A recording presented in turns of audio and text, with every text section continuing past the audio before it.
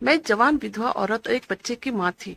मेरी जवानी बार बार मुझे तंग करते रहती थी।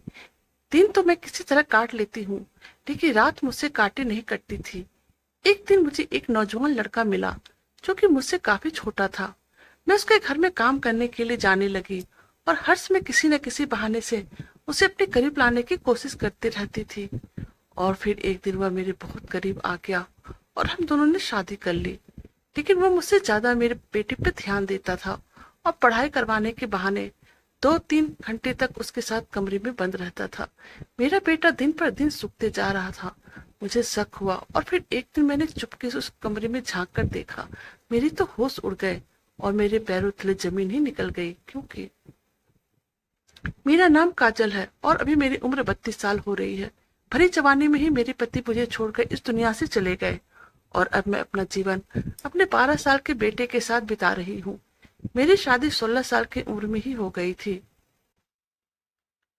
और करीब शादी के 10 साल बाद ही मेरे पति ने मेरा साथ छोड़ दिया और अब मैं बिल्कुल तन्हा और अकेली रह गई थी। मेरे ऊपर तो मुसीबतों का पहाड़ टूट पड़ा था और मेरे मायके में भी कोई काम नहीं था जो कि मेरा साथ देता। अब मैं लोगों घरों में खाना बनाकर और झाड़ू पोछा करके अपना और अपने 12 साल बेटे का पेट भर रही थी। दिन तो मेरा काम करने में निकल जाता, लेकिन रात में बिल्कुल अकेले पड़ जाती थी।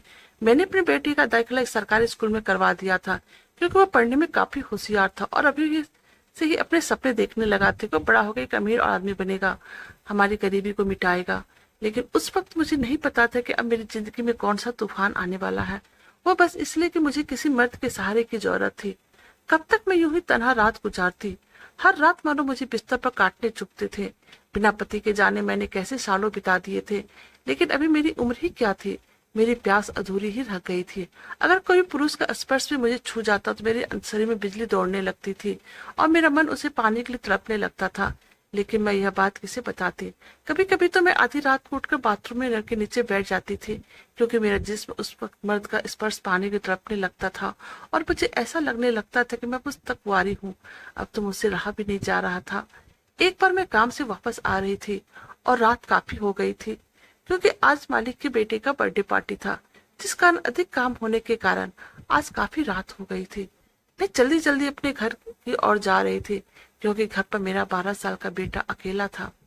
मैं जल्द से जल्द घर पहुंचना चाहती थी और इसी जल्दीबाजी में सामने से आ रही एक कार से मुझे टक्कर लग गई और मैं वहीं पर अपने घुटने के बल पर गिर पड़ी। मेरे पैरों में जबरदस्त चोट लगी थी और दर्द के मारे मुझसे अब खड़ा भी नहीं हुआ जा रहा था। तभी एक नौजवान गाड़ी से उतरा। मैंने उसका चेहरा देखा तो कोई रईस इंसान लग रहा था। वो मेरे पास आकर चिल्लाने लगा और कहा, देखकर नहीं चलती हो क्या? तुम गरीब लोगों को मेरी ही कार मिली है क्या मरने के लिए? उसकी बात सुनकर मुझे बहुत गुस्सा आ गया था। मैंने कहा, साहब मैं तो साइड से ही चल रही थी, आपने ही तो आकर मुझे धक्का मारा। हमारे बीच में अब बहस शुरू हो गया था। मैंने कहा, आप अमीर लोग हो तो क्या, हम गरीबों की जिंदगी की कोई कीमत नहीं। इतना कहकर मैं उसकी शक्ल देखने लगी। शक्ल सूरत तो वह मुझसे छोटा ही लग रहा था। काफी स्मार्ट और हैंडसम था। उसकी आंखों में एक अजब सी चमक थी। मेरी नजर उसकी ओठों पे पड़ती मेरे अंदर एक चुलबुली मचने लगी। मैं उसकी तरफ जा रही थी, देखे जा रही थी और मेरी हसरत जवान होने लगी थी। जाने मैं अब क्या सब सोचने लगी थी उसके बारे में। अब मैं उसकी तरफ लगातार देख रही थी तो अब वह भी मुझे देखने लगा। जो बहुत देर से बकबक कर रहा था और वह अचानक शांत हो गया और मेरे पास आया। कहा, तुम्हें कहाँ चोट लगी है? मैंने कहा, मेरे पाँव में जबरदस्त चोट आई है। वह तुरंत मेरी साड़ी ऊपर करके मेरा पाँव देखने लगा, पर उसे कहीं भी जख्म के निशान नहीं दिखे। तो मुझे पूछने लगा, कहाँ चोट आई है? उसके स्पर्श से मेरे तन बदन में आग लग गई थी। जाने कितने सालों बाद मैंने मर्द के स्पर्श का एहसास किया। मेरे घुटने में चोट लगी थी। मैंने उसकी आंखों से आंखें मिलाई और कहा, मेरे घुटने में चोट आई है। ये सुनते उसने मेरी साड़ी और ऊपर कर दी और मेरा घुटना देखने लगा और अपने हाथों से मेरे घुटने को हल्के हल्के मालिश करने लगा और फिर कहा, रुको मैं गाड़ी से बर्फ लेकर आता हूँ। उसकी बातों से मुझे हैरत का झटका लगा था। गाड़ी में कौन बर्फ रखता है? लेकिन तभी मैंने देखा उसके हाथ में आइस पैक था, जो उसने घुटनों पे रख दिया था। फिर मुझे बोला, अब तुम्हारा दर्द अभी ठीक हो जाएगा। मुझे उसका स्पर्श इतना अच्छा लग रहा था कि मैं भूल गई थी कि मेरा 12 साल का बेटा घर पर अकेला है।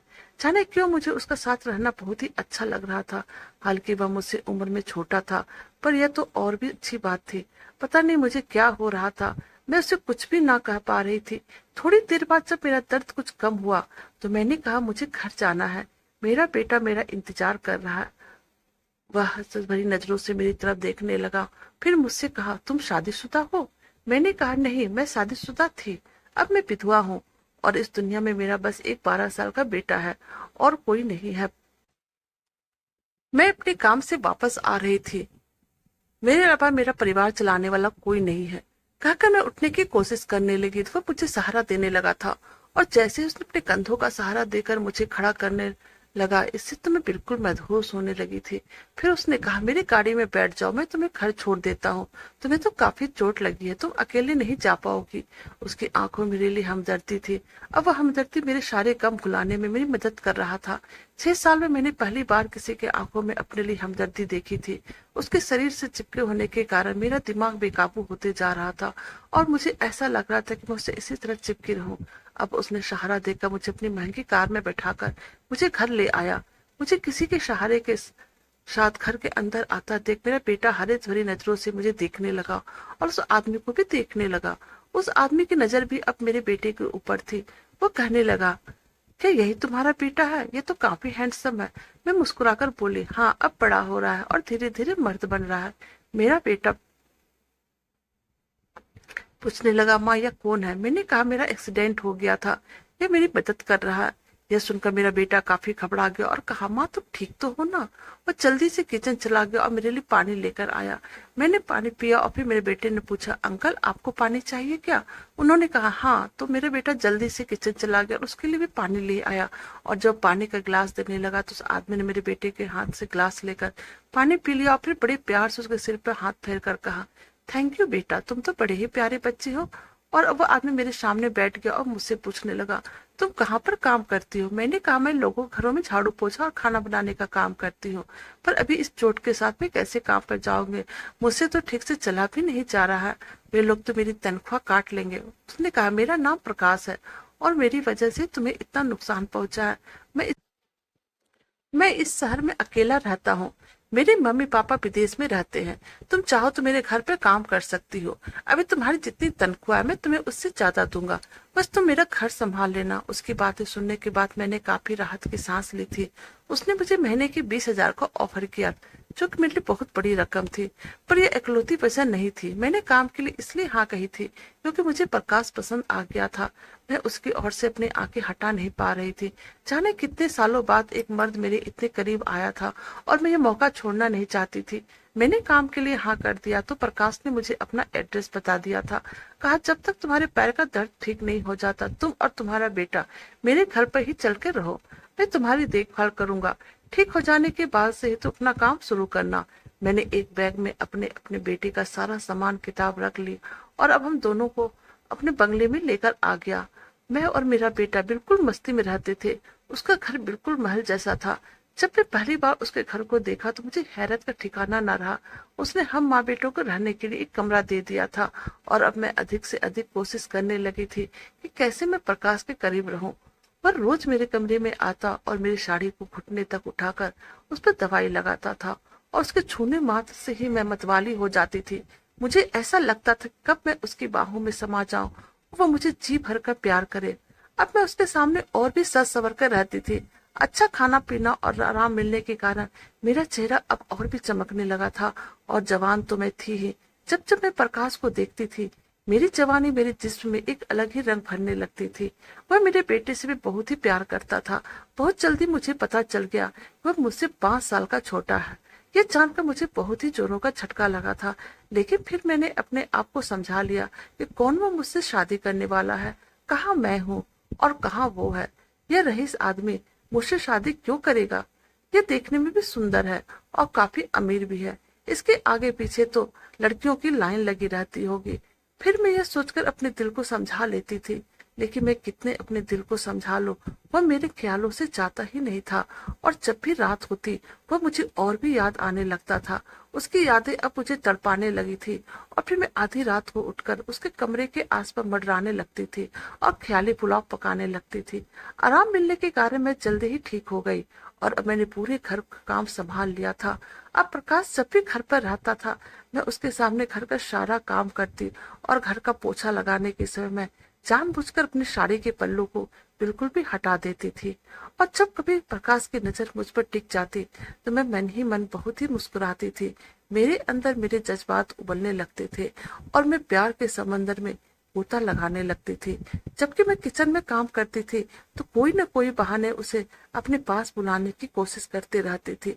मैं उसे रिझाने की बहुत ही कोशिश कर रही थी, लेकिन प्रकाश ने आज तक मेरे साथ कोई भी गलत हरकत नहीं की थी। मैं समझ नहीं पा रही थी कि उसके सामने एक जवान खूबसूरत औरत दिन भर उसके आगे पीछे मंडराती रहती है, फिर भी इसने अपने आप को कैसे काबू करके रखा है। एक दिन प्रकाश बाथरूम में नहा रहा था और फिर मैंने जानबूझकर उस बाथरूम के नल को बंद कर दिया। और फिर थोड़ी देर बाद ही प्रकाश जब मोटर चलाने के लिए मुझे आवाज देने लगा तो मैं जल्दी से मोटर चलाकर नल को ठीक करने के बहाने उसके बाथरूम के पास जाकर उसे आवाज देने लगी। और फिर मैंने कहा कि दरवाजा खोलो, मैं आकर नल को ठीक करती हूँ। उसने दरवाजा खोल दिया और जैसे ही मेरी नजर उस पर पड़ी तो मैंने देखा कि उसने सिर्फ टॉवल पहन रखा है और अपने चेहरे पर उसने साबुन लगा रखी थी और मुझे इशारों में कहने लगा, देखो तो पानी क्यों नहीं आ रहा है। और फिर जैसे ही मैंने उसके सामने जाकर नल चालू किया, पूरा शावर का पानी मेरे और उसके ऊपर गिरने लगे थे। मैंने जानबूझकर उससे लिपट गई और अब मेरे अंदर आग इस तरह लग गई थी कि मैं उससे अलग ही नहीं होना चाह रही थी। लेकिन थोड़ी देर बाद मैं खुद ही उससे अलग हो गई और फिर वहां से निकलकर अपने कमरे में आ गई। आज वो मेरे इतने करीब था, वह चाहता तो मैं अपने आप को उस पर पूरा समर्पित कर सकती और आज हम दो जिस्म एक जान हो जाते, लेकिन ऐसा कुछ ना हो सका। उसने मुझे अपने से अलग करते हुए कहा, अभी सही वक्त नहीं है यह सब करने का। उसके मुंह से यह सब सुनने के बाद मैं चुपचाप वहां से निकल आई थी।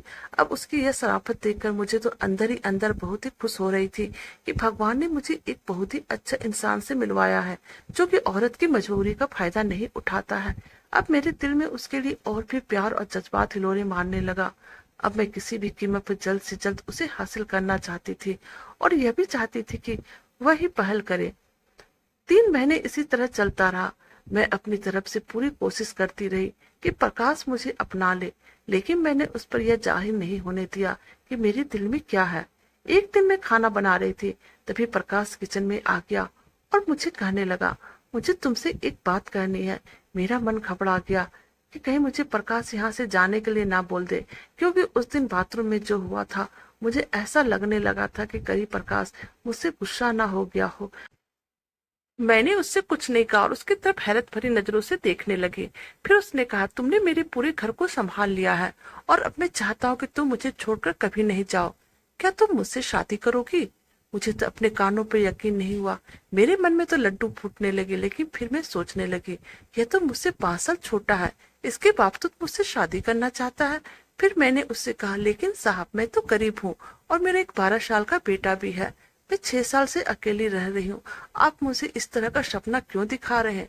फिर उसने कहा, मैं तुम्हारे जिस्म को कब से देख रहा हूँ, लेकिन अब मुझसे रहा नहीं जा रहा है। उस दिन जब तुम बाथरूम में मुझसे लिपट गई थी, मेरा मन बेकाबू हो गया था। बहुत मुश्किलों के बाद मैंने अपने मन को समझाया था। उस समय अगर मैं तुम्हारे साथ कोई रिश्ता बनाता, तुम्हें यह लगता कि मैं तुम्हारी मजबूरी का फायदा उठाया है, इसलिए मैंने तुम्हें वहां से जाने के लिए कहा था। लेकिन अब जब मुझे रहा नहीं जा रहा है और मैं इस रिश्ते को एक नाम देना चाहता हूँ, मैं तुमसे सच में शादी करना चाहता हूँ। उसकी बातों से मैं बहुत खुश हो गई थी और जाने क्यों उसकी बातों में आ गई थी। शायद वह अब मेरी जरूरत बन गए थे। मैं तो खुद उसके बिना नहीं रह पा रही थी। और जब अब प्रकाश में खुलकर मेरे सामने यह बात कही, मैं तुरंत शादी के लिए हाँ कर दी। ज्यादा सोचने समझने की मैं जरूरत नहीं समझी, क्योंकि मुझे और क्या चाहिए था। वह जवान, खूबसूरत और पैसे वाला था। मैं तो अपने आप को बहुत ही खुशकिस्मत समझ रही थी, लेकिन मैंने इतनी जल्दीबाजी में हाँ कर दी और एक बार भी यह नहीं समझने की कोशिश की आखिर क्यों इतना जवान, खूबसूरत, अमीर लड़का मुझसे ही शादी करेगा। फिर मैं और उसने शादी कर लिया। अब उसने मेरे बेटे को अलग कमरा दे दिया था और मैं उसके कमरे में पत्नी बनकर रहने लगी थी। प्रकाश मुझसे प्यार करने लगा था, पर मुझे पहली रात ही एहसास हो गया कि उसके अंदर वह बात नहीं है जो कि एक मर्द में होना चाहिए। वह सिर्फ देखने में ही लंबा चौड़ा, जवान और खूबसूरत था, लेकिन उसके अंदर कुछ न कुछ कमी थी। न जाने मुझे बहुत ही अजीब लगने लगा था। वह जब भी मेरे बहुत ही करीब आता था वह मुझसे खुल नहीं पाता था। मैं अपने जिस्म की आग को ठंडी करने के लिए तरह तरह का उपाय करती थी, लेकिन वह था कि मुझसे खुल भी नहीं पा रहा था।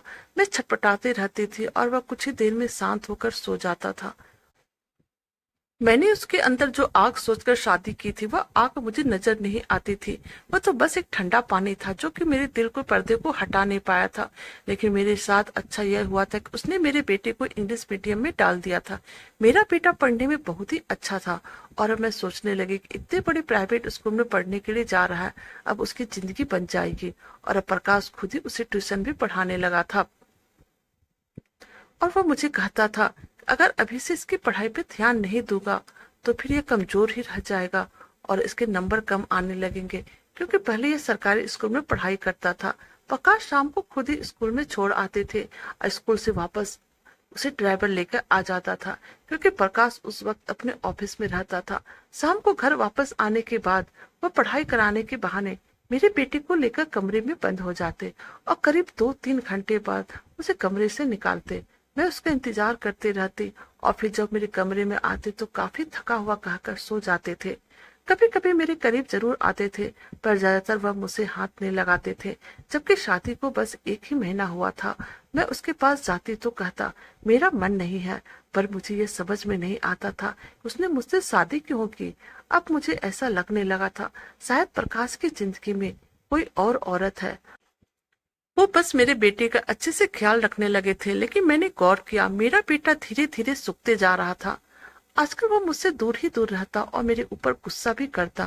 मैं कुछ भी बात करती या खाना खिलाते तो मुझसे कहता माँ मुझे तंग मत करो और मुझसे दूर रहा करो। धीरे धीरे तो और भी मामला बिगड़ता चला गया।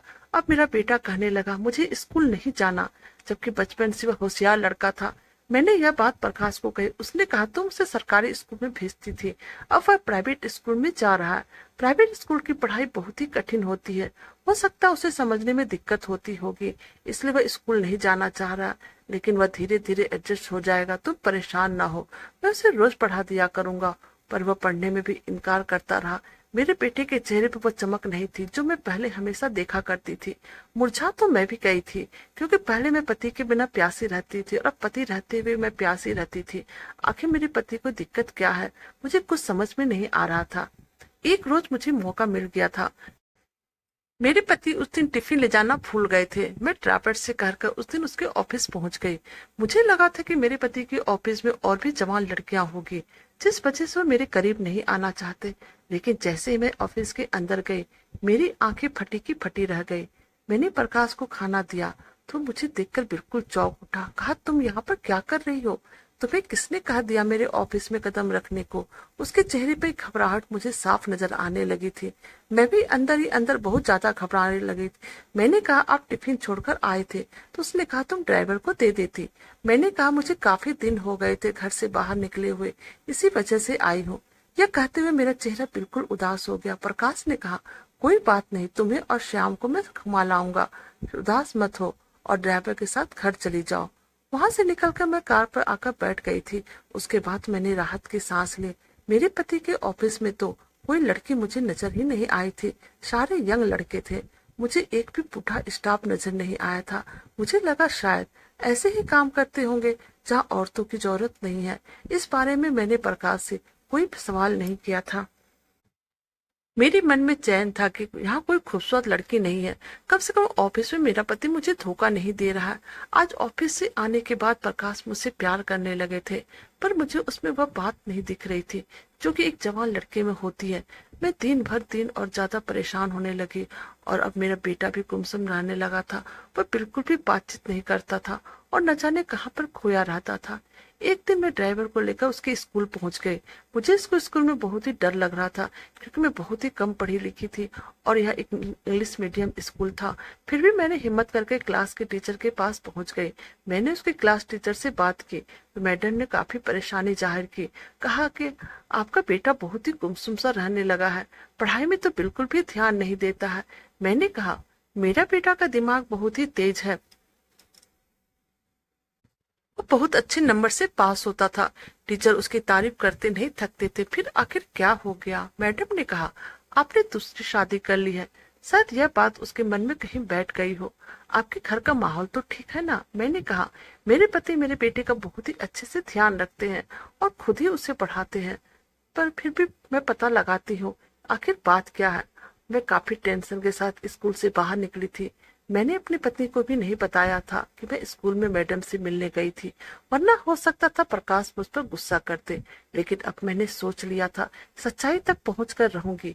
जब मेरा बेटा स्कूल से आया तो मैंने प्यार से अपने बेटे के सर पे हाथ फेरा और कहा, बेटा, मैं तुम्हारे लिए कुछ भी कर सकती हूँ, परंतु तुम्हारा यह उदास चेहरा मुझसे देखा नहीं जाता है।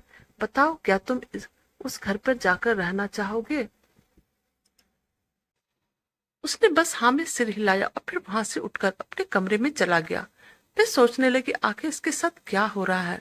इसके मैडम से बात करके पता चला था कि स्कूल में उसके साथ कोई घटना नहीं घटी है, बल्कि मैडम तो उल्टी परेशान थी कि बच्चे के साथ आखिर ऐसा क्या हो रहा है। जाने क्यों मेरे दिल में ऐसा ख्याल आया, प्रकाश की वजह तो नहीं, क्योंकि 3 घंटे प्रकाश उसे अपने कमरे में बंद करके रखता है। कहीं उसके साथ मारपीट तो नहीं करता, कोई गलत काम तो नहीं करता। न जाने क्यों मैं ज्यादा घबरा रही थी। एक माँ थी, अपने बेटे के लिए कुछ भी कर सकती थी। जब प्रकाश घर आया तो मेरे बेटे को लेकर पढ़ाने जा रहा था। उस वक्त मुझे अपने बेटे के चेहरे पे डर महसूस हो रहा था। आज मैं कमरे के बाहर खड़े होकर कान लगाकर सुनने लगी और अब मुझे कमरे के अंदर से कुछ अजीब सी आवाज आने लगी थी। आज मैं जानना चाहती थी कि बंद कमरे में क्या होता है। कमरा अंदर से लॉक था, तो मैं उसकी चाबी ढूंढने लगी थी। चाबी बिना मैं बाहर से दरवाजा नहीं खोल सकती थी। थोड़ी देर बाद मुझे चाबी मिली। आज मैं बिना अंजाम की परवाह किए दरवाजा को खोल दिया और जब मैं कमरे के अंदर पहुंची तो मेरे पैरों तले जमीन निकल गई। डर के मारे मेरा चेहरा बिल्कुल लाल हो गया था। मैंने कभी सपने में भी नहीं सोचा था कि प्रकाश मेरे बेटे के साथ। मैं तुरंत चिल्लाई कि प्रकाश, मेरे बेटे से पीछे हट जाओ।